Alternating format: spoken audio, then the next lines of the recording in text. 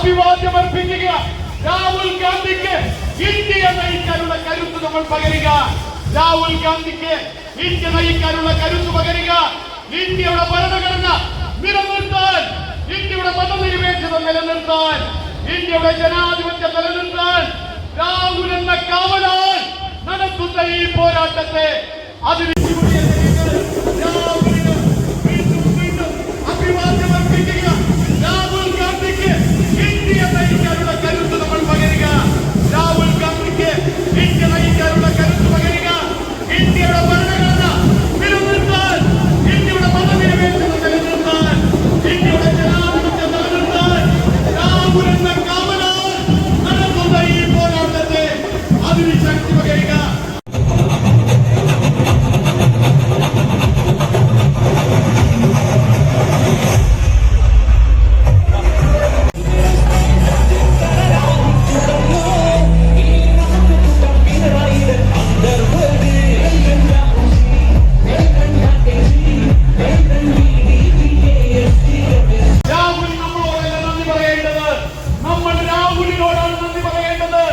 രാഹുൽ നടത്തിയ പോരാട്ടം, ഫാസിസത്തിനെതിരെ പ്രതിരോധിക്കാൻ രാഹുൽ നടത്തിയ പോരാട്ടം, ആ പോരാട്ടം